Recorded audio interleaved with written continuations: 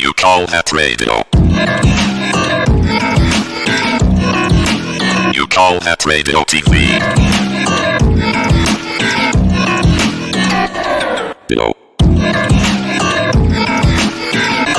You call that radio TV? This is You Call That Radio. This is You Call That Radio TV. How's all doing? Today we're going to find out COP26. What's this all about? What is it all about? You're probably wondering, what is the COP26? If you've not even, I'm sure you've all heard of it by now. But if you haven't, I think the general idea is that all the world leaders are coming to Glasgow to try and save the world. And we just heard today that the rail workers are going on strike as well. So it's going to affect you, whether you think it is or not.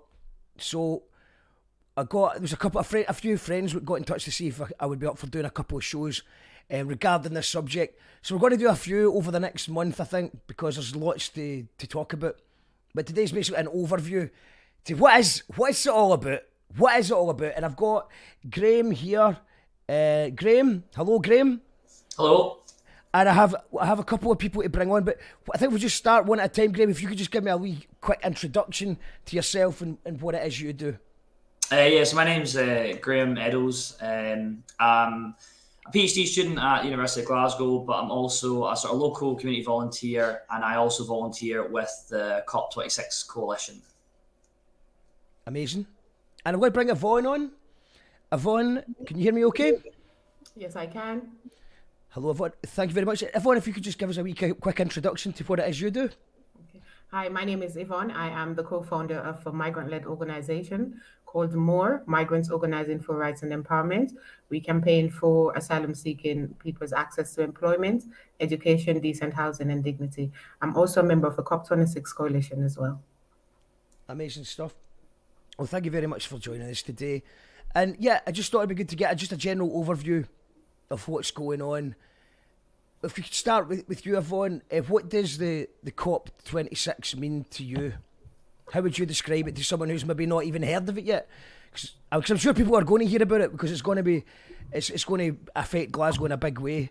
But how would you describe it to someone who's maybe not heard of COP26 before?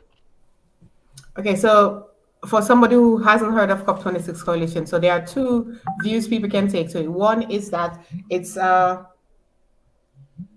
event where all the leaders most of the leaders of the world will be coming to just talk nonsense and do absolutely nothing. So that's one aspect.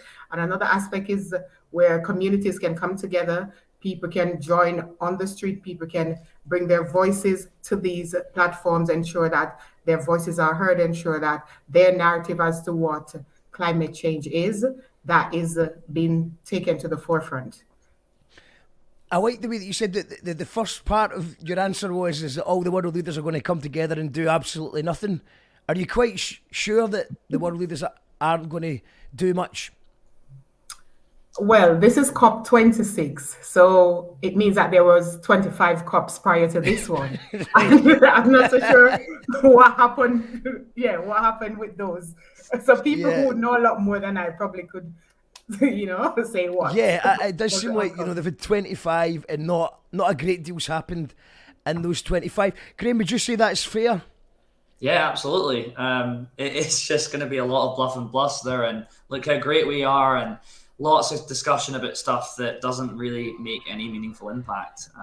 So I think it's very much a case of how do we keep the people in power, and how do they keep the people who make the money making the money? And I don't think it's going to have any real regard for be it working class Glaswegians or people around the world.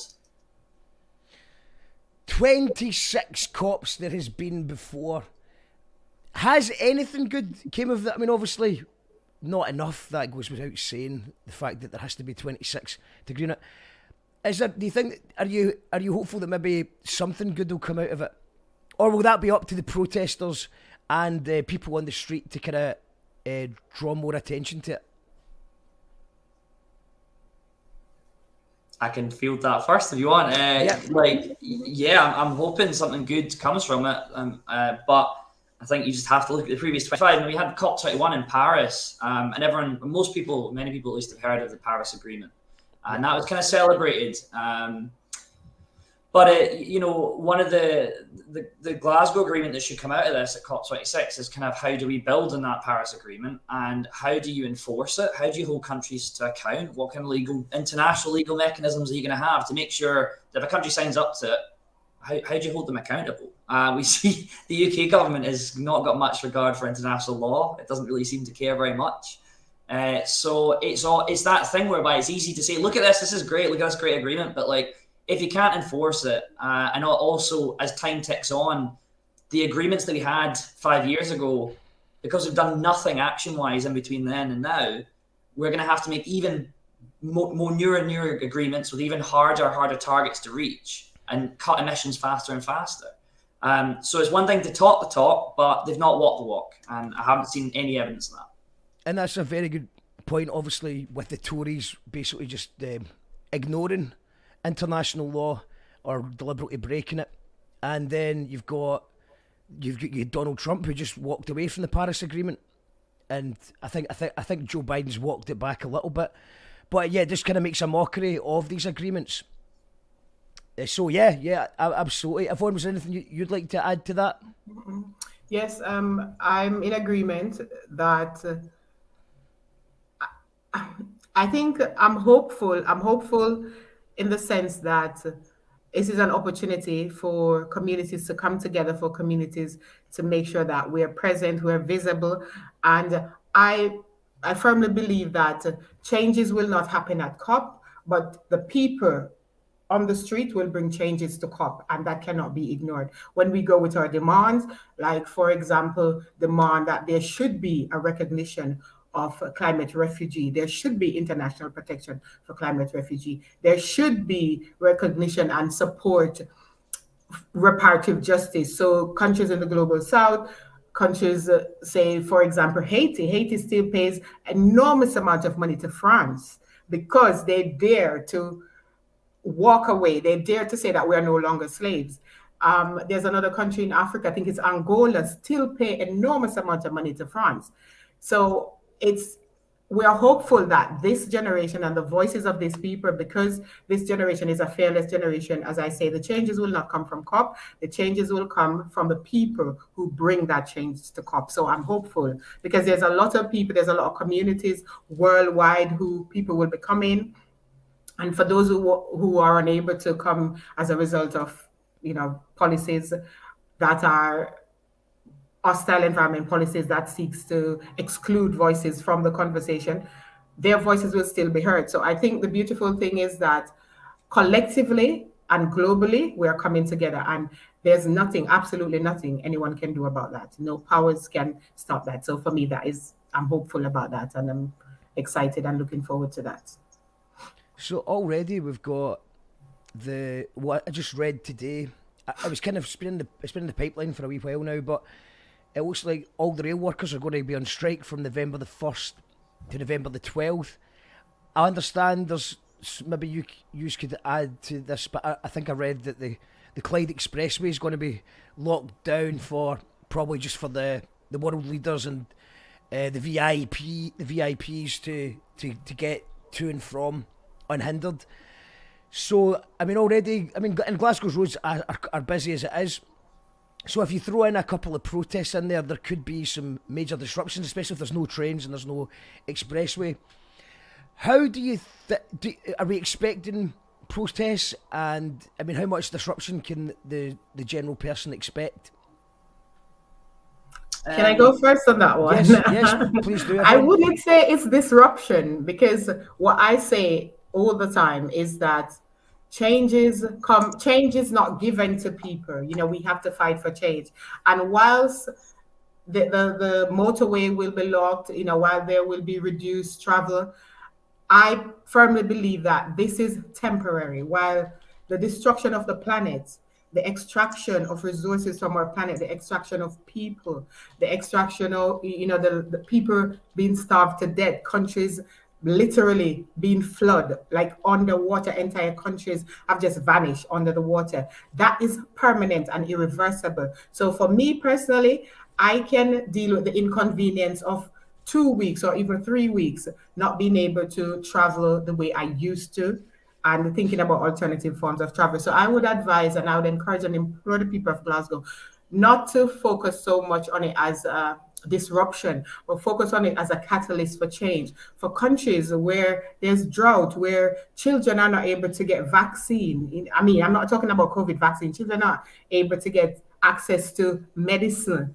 where there's human rights violation, where gender-based violence, where women and children are not able to access education because of the policies of the West. And all of this is connected to climate justice. So I would implore people to view it from a different angle. Yes. Just think about it as solidarity with communities who have been impacted and who have experienced the harsher end of the climate injustice. Graham, would you like to add anything to that?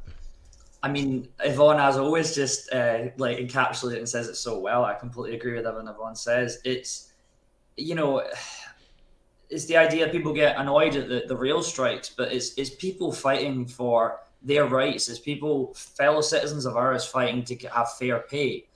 And for one, I stand in solidarity with those striking during the COP. And it's that sort of attitude is like, well, I'm all right. Like, that's inconvenience to me. I'm all right in a secure job at the moment. But it's kind of asking yourselves, a bit of an inward reflection, thinking, well, what happens when it affects me? What happens when, my job is no longer certain, when I'm struggling to feed my kids, when I'm struggling to get them to school or get across the city, which already so many people in Glasgow are experiencing that at the moment.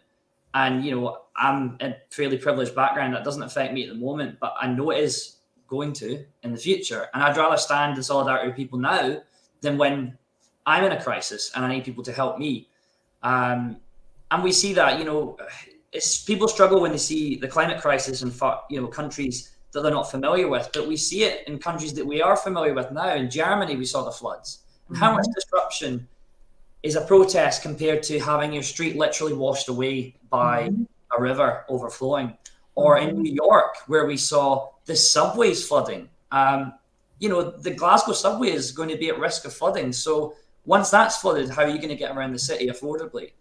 So it's balancing that, how a little bit of disruption now to really tackle the issue, or do we just keep going on and face irreparable disruption? Destruction of the planet that we live on, that we require to survive, as Yvonne says. Yeah, very, very good points there. I mean, personally, it's not really much of an inconvenience to myself because, since since the lockdown, I've been able to work from home mostly. So and I try and take the bike when I can. So maybe I suppose another point of view is if you are able to cycle, if you're privileged enough to be able to cycle, then maybe do that as well. Kirstein's made a little point there, which is quite good. Massive disruption to care services in Glasgow. I suppose that's one thing that it's really quite annoying because you got all these right wing newspapers, and they try and use some of the disruptions of people legitimately protesting. They try and use that for their own ends. So they pretend that they care about the environment and they go, but we just don't agree and protest. But you see the same things. It's the same kind of idea they do with Black Lives Matter and stuff as that. It's like we don't mind a peaceful protest, but they always do have a problem with that, with people, with supports people taking a knee. So it's that kind of thing. But do you think that it could maybe be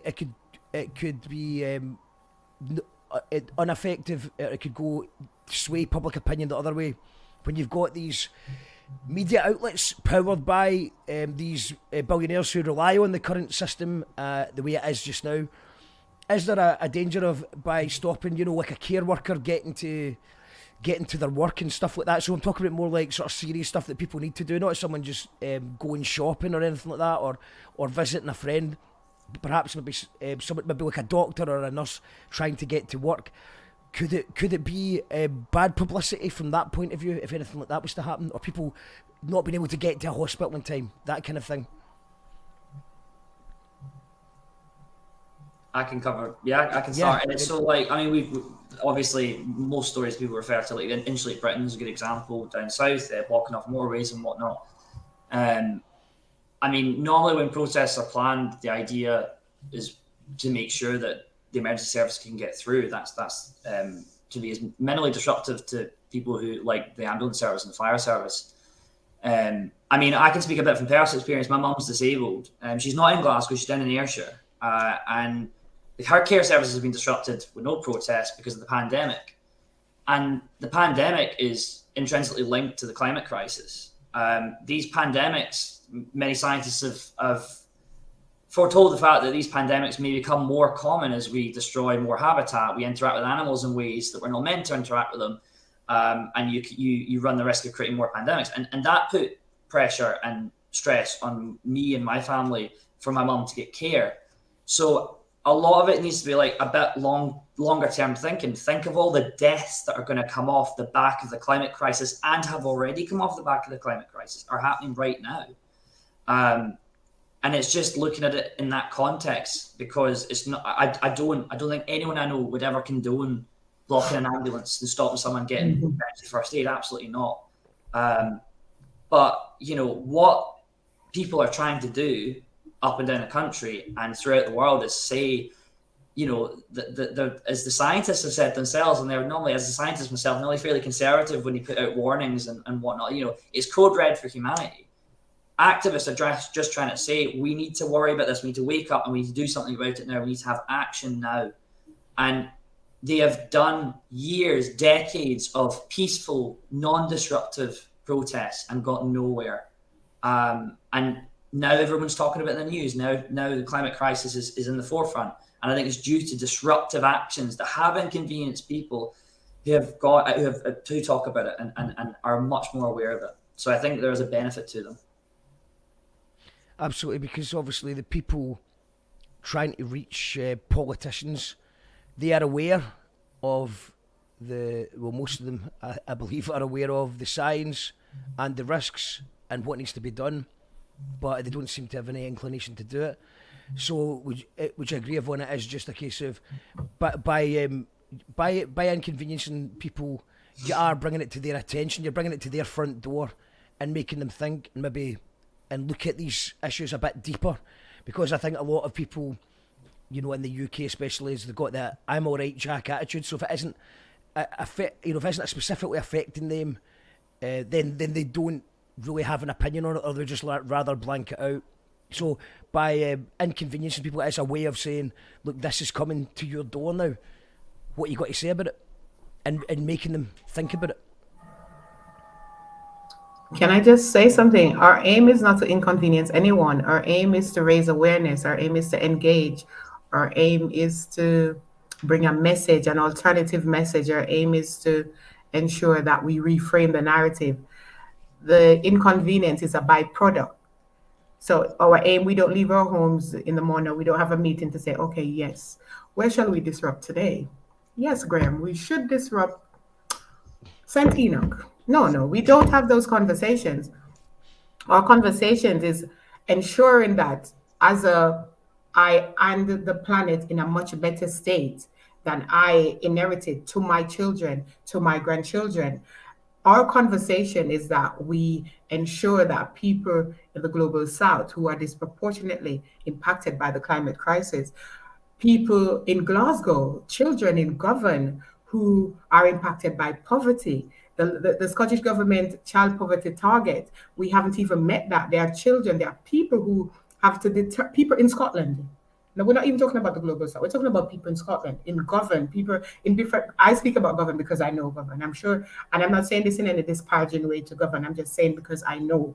So I made that reference. People who have to make a choice if they eat food or if they turn on their heater so that they can be warm, something as basic as this.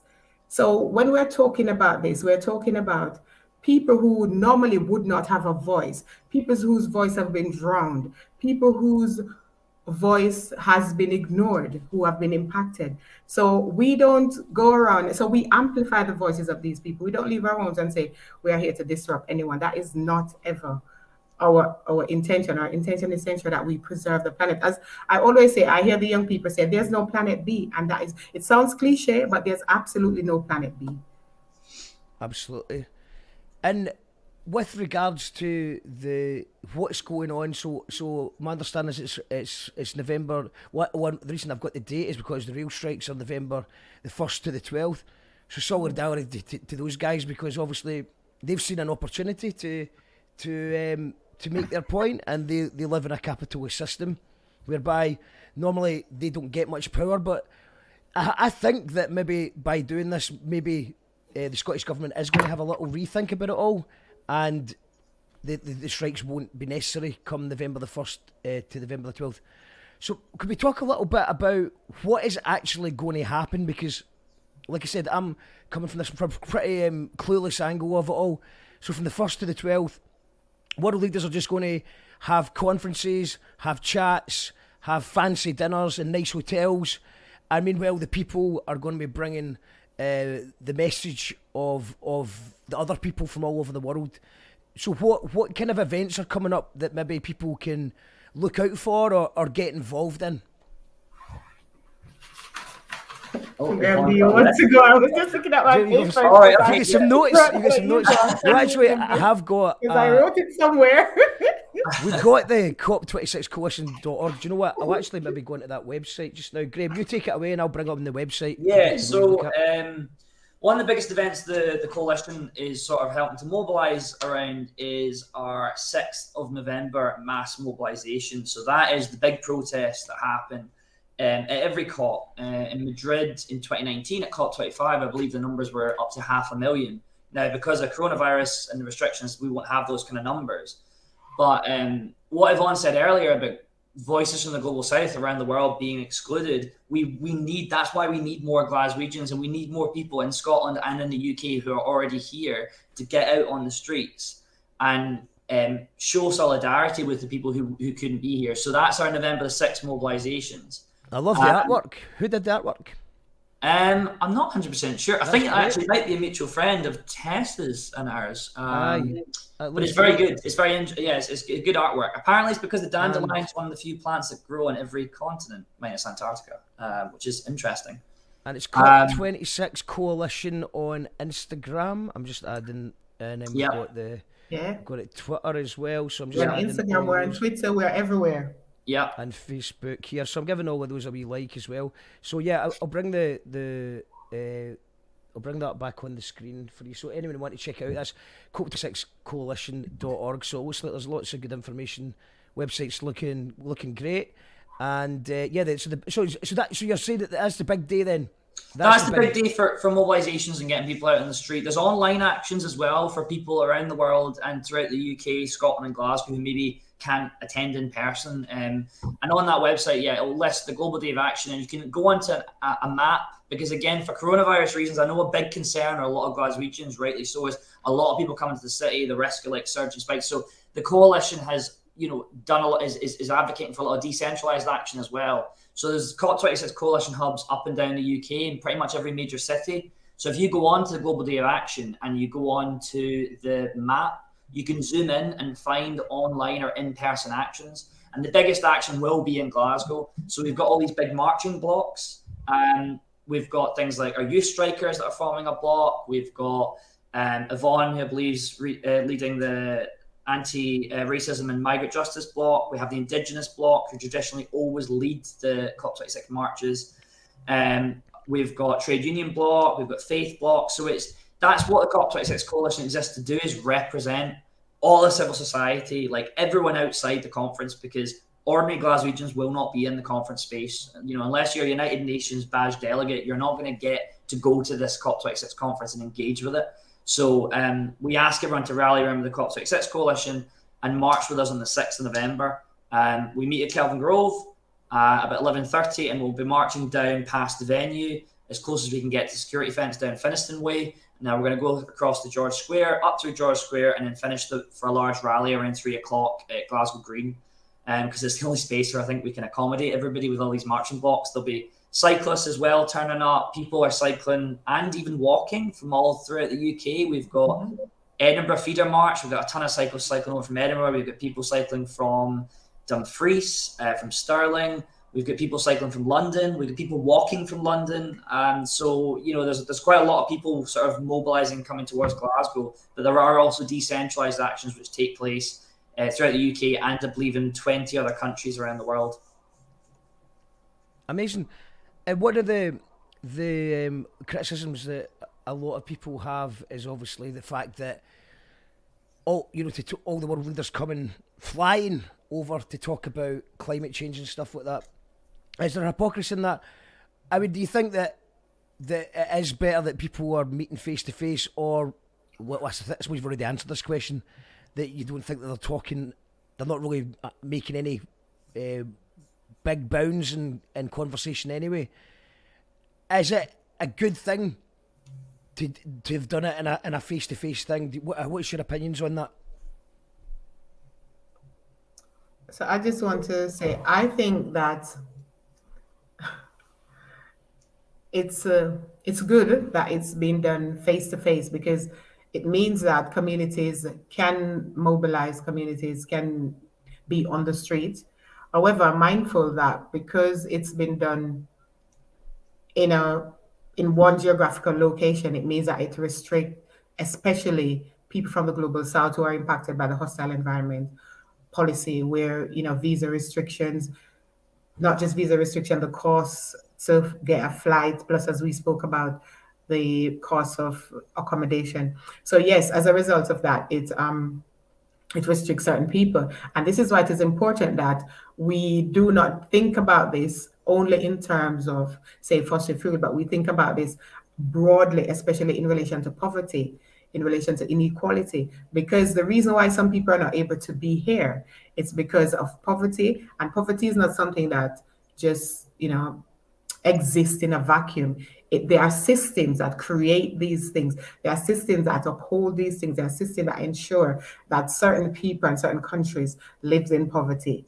So I think it's important that it's being had in person. However, the beautiful thing about the coalition is that we are making sure that voices who cannot be here, they are actually present via video link or other means.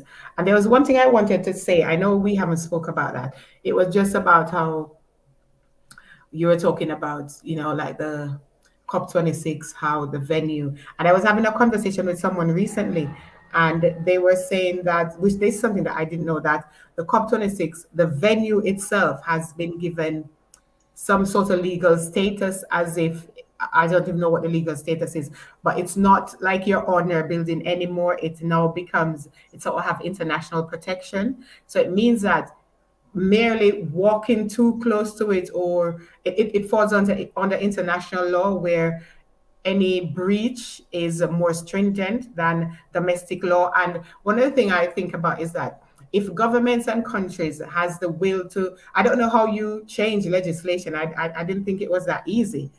Why can they not implement legislation to end poverty? Why cannot they implement legislation to end, the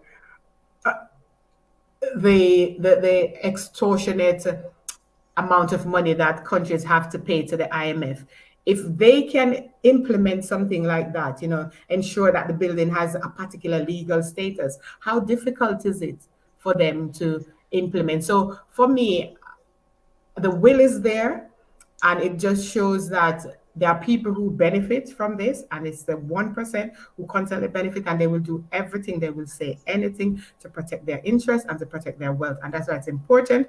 I think if people forget anything else today, is to remember that the 1% will constantly protect their interests, they will protect their wealth, and that is why we need to mobilize, that is why we need to be there. And there's one thing that always resonates with me that Dr. King says. He says injustice anywhere is a threat to justice everywhere. It doesn't have to be happening to you directly, but we're all a part of the 99%. So none of us is free, none of us is liberated until all of us are liberated.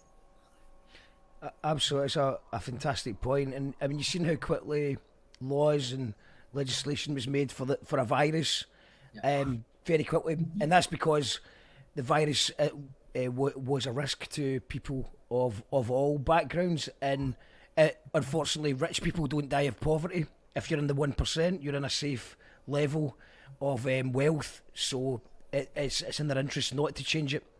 But I think it's a really amazing point that you've been making, Yvonne, kind of sort of repeating on as well, is the fact that poverty, I think this is a message. I'm actually going to play a little video that my friend Johnny Cypher made for COP26, and he just got a few different rappers from Glasgow and beyond to talk about the current climate, and he makes a very good point as well about about getting working class more involved in it, because sometimes I think people don't realise how it's all connected, poverty and climate. And it's something that I think that the newspapers would rather avoid talking about, which is why we don't talk about these things as much as we would like. Just before I play that, George is saying some stuff. I'm going to see, George, what you're saying. George Hanlon saying, Glasgow, people can take back control when they stop paying their money in banks who support warmongers and climate-changing companies. Check your bank's records that RBS were funding Russian submarine makers. Not been one to the concern, but I discovered all tenants in Yoker do not have valid insurance, and I'll bring this up with Sheriff Finlay on the 21st of October, as the YHA has declared a false identity to court. These properties are less than half a mile away from Glasgow Airport's main flight path. My factory I was illegally evicted from was directly under. We'll keep us posted on that. Papa Boy says, what was it?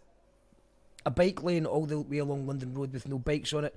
Massive traffic trying to get to football, and somehow bus lanes and bike lanes are green. Do you know what? It's quite interesting that this is a conversation that comes up a lot when somebody talks about it.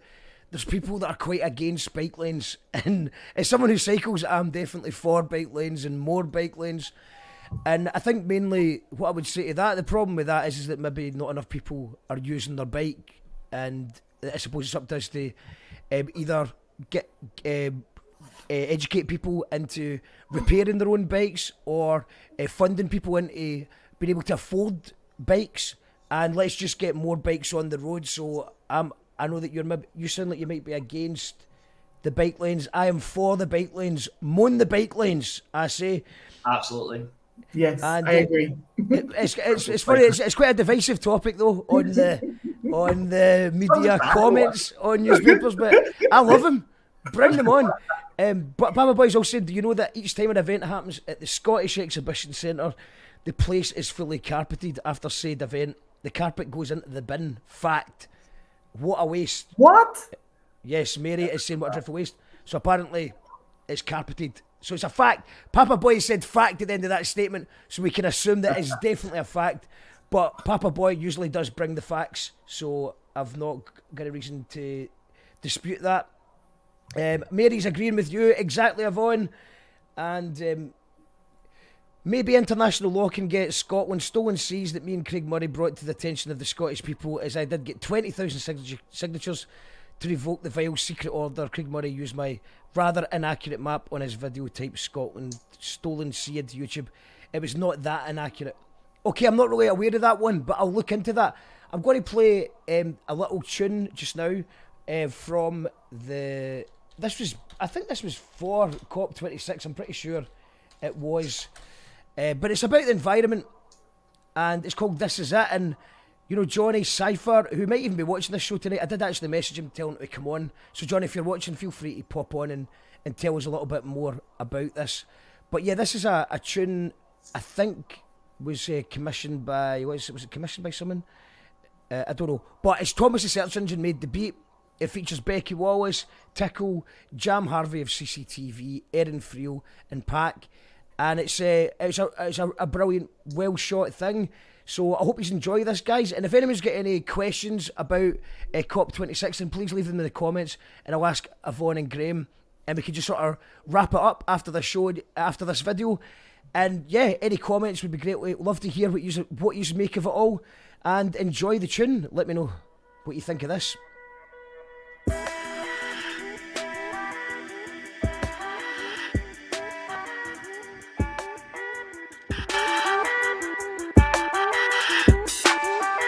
This is it, nice and moment as the knife edge breaks the skin. The waters will get in, you will will be taken and your backup plan. We'll keep you safe and will it matter then? We're all together in this. Alright, you're probably wondering why I called this meeting. With the poets, with the people that give this kind of confidence meaning. I don't want to step on anybody's toes, I'm sure they're all trying the hardest. Just while they chat about managing targets, I thought I'd gather the artists, cause we all got a stake in this. MCs are no scared of taking risks, of saying how they really feel. So I'm wondering what we say to this. I think Scotland's green movement needs to consider who it involves. Any environmental movement without the working classes, no movement at all. Social ecology, I honestly think that we're missing the trick by thinking the climate's a hobby for middle class ipsos and miserable gits. The same thing causing the inequality, discrimination and stress. It's the same blind hungry machine digging us ever deeper into this mess. And I see no need to resort to the recent IPCC report to get these people on board. Do we need to explore the depressing statistics? News reports so keen to be told that the talks just run too deep and a cause for a peaceful approach. And I feel that we've seen this before, so enough is enough, it's all we gave you quarter. You hacked the forest with poison, bred life for slaughter. We lined your pockets, human fodder. As the borders crack, the earth expands and contracts, and in the midst of that the hierarchy blame the impoverished. I wasn't taught to be thoughtful, advertising for profit. I acquired an awful lot of pointless objects, as we all did. A philosophic subordinate of the global order. I come to the table with a lot to learn but more to offer.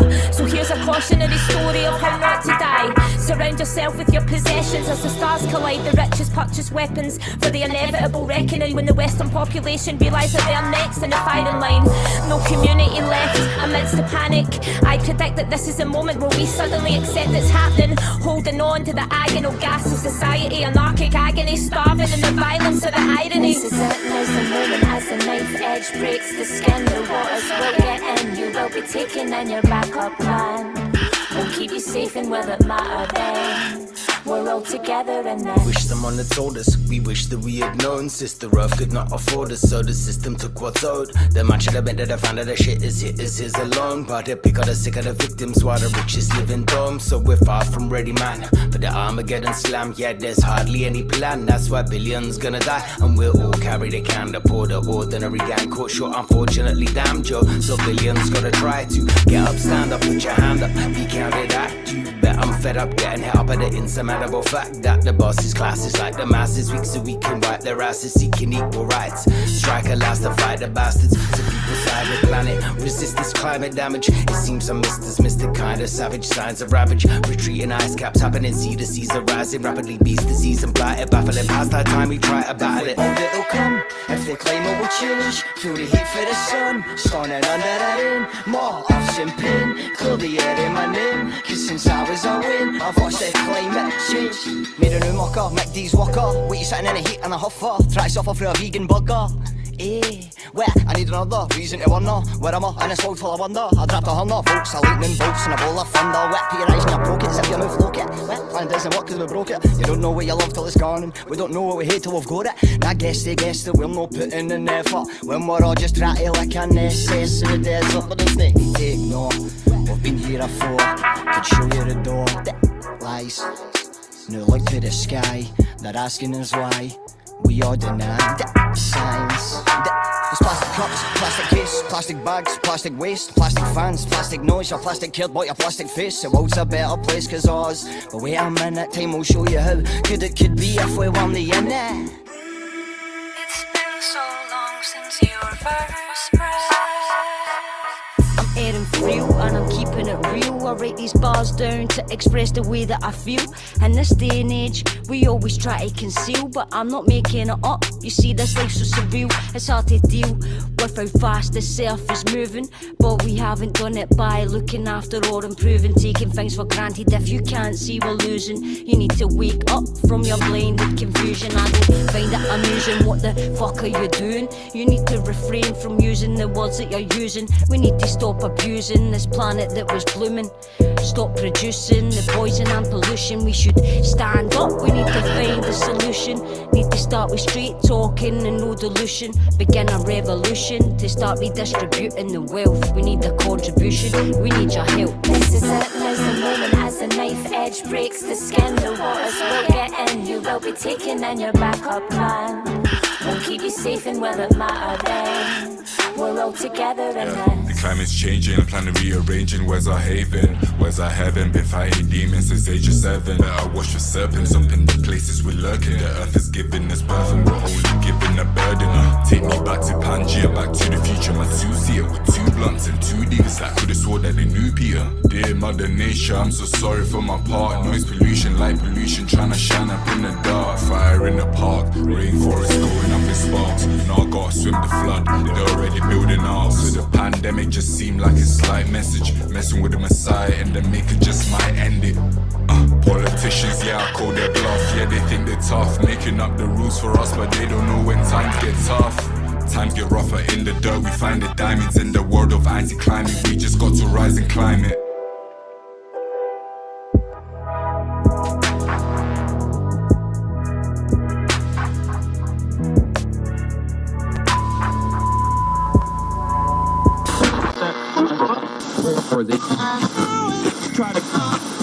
Brothers and sisters, may the peace that can only come from the one God be upon you. We are here to tell the people that we hear you.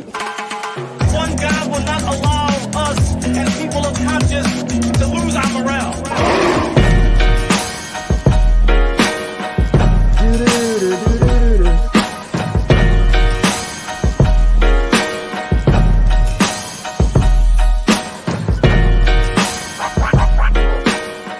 Powered by our patrons.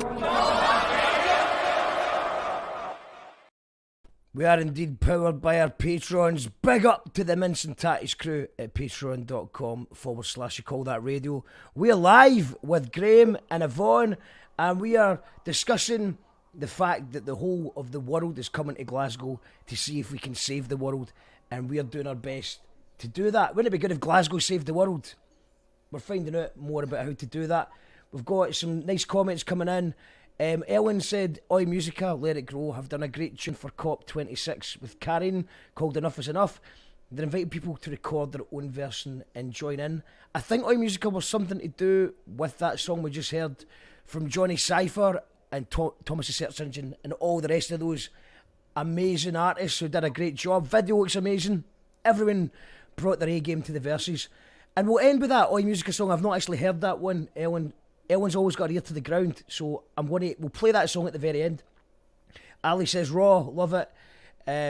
Some really tragic images though, as well, of course. Quality Babes, love to you and says Baby Doll. There's a programme at COP26 called Green Zone, open to public at the Science Centre. Needed to register for events though. That's good. Do you guys know anything about the Green Zone? Mm-hmm. Could you tell us a bit more about that, Yvonne? Yeah. I let Graham speak about it. Yeah, okay, Graham. Graham. So the Green Zone is the only part of COP26 that's open to the public. It's the Science Centre has been taken over by the UK government, so it's still the UK government that has to approve everything that goes into that space. And basically it is like ticketed events for, it could be panels, it could be music events, it could be sort of just different talks and things like that. So you can register on the website for that, but it is sort of like UK government sanctioned. So government approved rock and roll. Doesn't like, that's out. So exactly. Yeah, but it should still be good. Still be good. Worth checking out. This is great words and video, says Mary.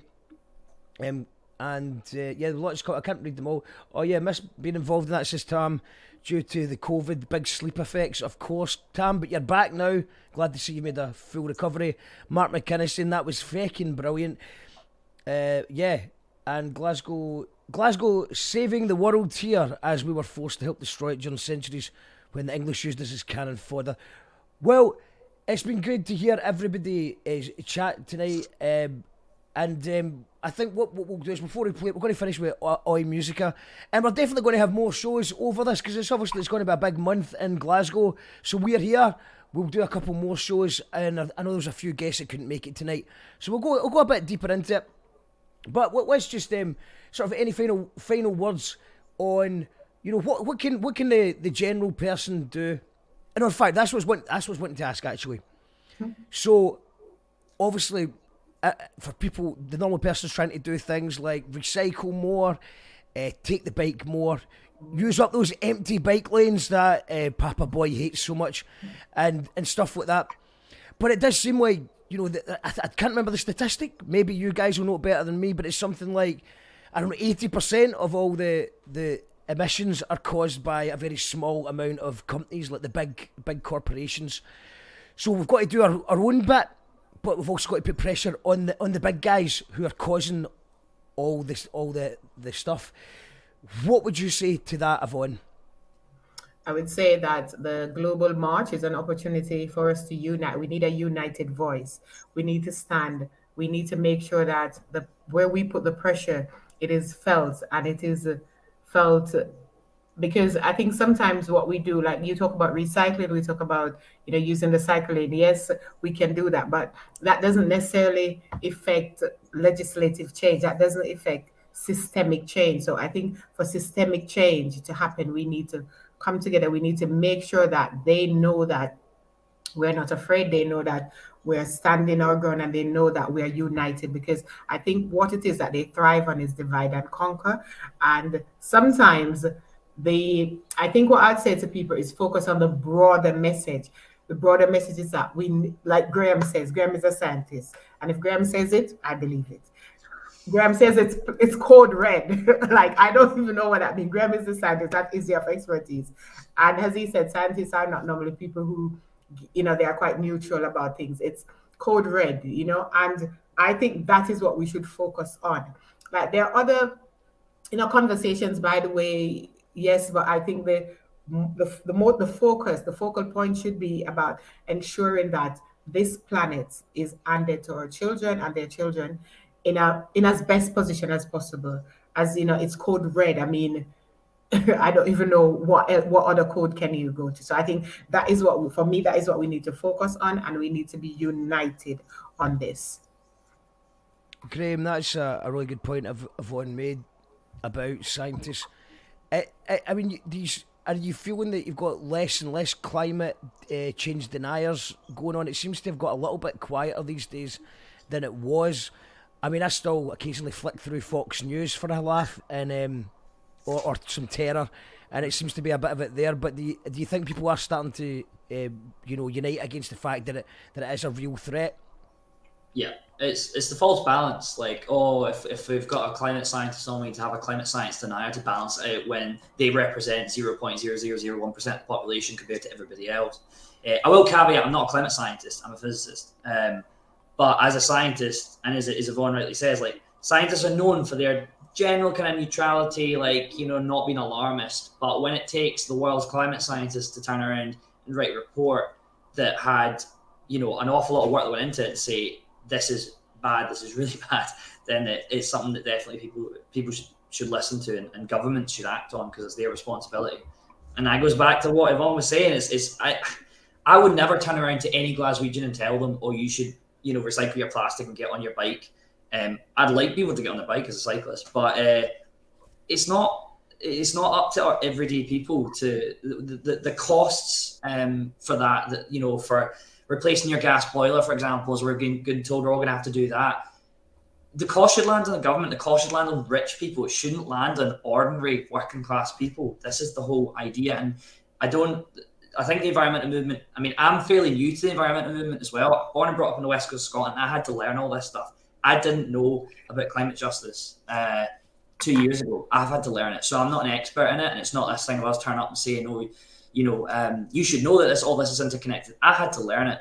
And I think the environmental movement has learned itself, like, to stop telling people, make sure you recycle, make sure you take, you know, do this, do that. Because as you said yourself, on the 80% of the pollution, a very, very high percentage. I would fact check my stats. I pulled those numbers out, but it is something ridiculous like that. 100 companies, I think 77%, something along those lines. But it's the rich, it's the big companies, the big corporations, the ones that need to pay for this. They're the ones that have been polluting. They're the ones that have been making the money off of it. They're the ones that have been making the money off of COVID while people have died. Mm-hmm. They're the ones who should pay for it, not ordinary working people. So that would be my message on that for sure. That's a good way to wrap up, I think. Exactly. It is these guys that need to pay. They always slink off and always seem to do better.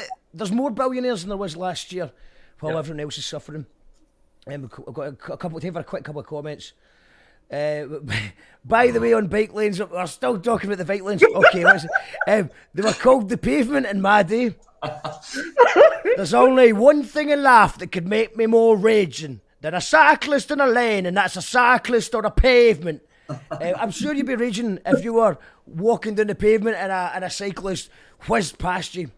But yeah, no, I get it. You don't like bike lanes. I like them. Sorry, I like them. I do. And we're just going to need to agree to disagree on that one, Papa Boy.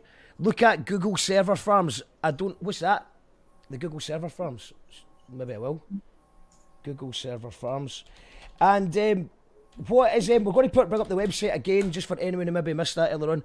Has numerous data 12 yeah, so they're probably taking up a lot of energy as well. I will look into that in more detail. For the next time we do this show, I'm going to bring up the banner again, which was COP20. If you want to get involved, COP26 Coalition.org. All the information, or most of the information we've talked about, is on there today. So please check it out there. And what is a final call to action? What's the first thing coming up that people... The big day is November the 6th. Is there anything before then that people should be aware of or get involved in? Yes, there's a lot of things going on. There is every Saturday we meet at... Sorry? Yes. On a bike lane. Yeah. We meet on a bike lane. Yeah, but everybody gets their own bike lane and you stop each other through a mobile phone so there's not too much crowding. No, it's not a bike lane. You don't want to overcrowd the bike lanes. Nice. So what we're doing... We're doing a lot of things leading up to COP. So we've been having workshops every month online just to explain to people and to learn together about COP and what COP is, because the language is exclusionary. A lot of people, like myself, I started just last year learning about COP and the climate crisis and its connection to displacement. So we have a lot of, we have workshops on Saturdays at GAS, banner making workshops where people come together and people use creative ways to communicate their message, because banner making has been a way of conveying messages in a sort of succinct way for a very long time. So we have banner making workshops. If you look on the COP26 website, there's a lot of volunteer training for people who'd like to volunteer. There are other groups that are doing different things. Yeah, so I think it's just to look on the COP26 website. I just wanted to speak about the banner making because it's important that we're there and we are as colorful as possible and that we are visible as possible. So it's important that if you have a time on your hand on Saturday to just come down to GAS and join the banner making crew. And GAS is a cracking venue. Been to a gig there before as well. Really enjoyed it myself. So check out GAS. Maria says, all the rich folk jetting over to talk about it too. Double standards, defo, usual. Yeah, it'd be good to see Joe Biden rowing from the United States of America. Joe Biden with a rowing boat. And the only way you get to come is if you can actually row it yourself. But yeah, Joe Biden will be jet setting in. I believe he'll be staying the night in Springburn. I heard from a source. We'll see what's happening. Yeah, is there a Ritz in Springburn? Yes, Boris is in Govan, I think. So, well, thank you very much, guys. It's been absolutely brilliant meeting you tonight and talking to you. We'll definitely do some more shows in the future over the course of the month, and I'll try and read up a bit better on it as well, because I'm quite new to it all as well. But yeah, just a wee shout out before we go. I want to give a wee shout out to tomorrow night at 6:30. We've got an absolute legend, the beta band, Steve Mason. He's made some of my favourite music. That's at 6:30 tomorrow evening. Notice 6:30 because we're going to a gig later on that night, so it's 6:30 kick-off for that one. And then on Saturday, You Call That Radio is going into the real world. We're creating a wee cabaret with Amelia Baylor, Shelto Mel, Rebecca Radical, Jim Monnan, and a special secret guest. And that's just to kick things off, because we've also got the Twistettes, Joshua Zero, and Rubber Rose from Leeds. So that's going to be a good night. That's it. Room 2 in Glasgow, just next to Queen Street, and some empty bike lanes. Get us there if you want to come down. Thank you, Graham. Thank you, Yvonne. And we will see you soon. Have a very happy COP26. See you on the streets. Thanks very much. See you on the streets. See you in the lanes. Thank you, everyone's tuned in. We will see you soon. Bye. Yeah, no respect in every aspect to the man like Mark. They love what the man talk on the radio. In case you never know. You call that radio, call that the radio. You call that radio, call that the radio. Come and say, in my name, I'll just go with the flow. In my name, I'll just go with the flow. Till you miss a mark, now go bend down low. Till you miss a mark, now go bend down low. Boom. Lot of mercy. Yo. You call that radio. You call that radio. Come and say don't you be a nether man, I'll go lose your head. Say don't you be a nether, me say and lose the head. Me say radio, call that radio. Straight from out of Glasgow, straight from out of Glasgow, nice enough on the studio. Come and say in my name, I'll just go with the flow. In my name, I'll just go with the flow. Till you miss a mark, now go bend down low. Till you miss a mark, now go bend down low. No radio. You call that the radio. Them man I give you miss a lot of subject, and them a thing a man you can't object. So don't you ever come and disrespect. I love and respect in a every aspect.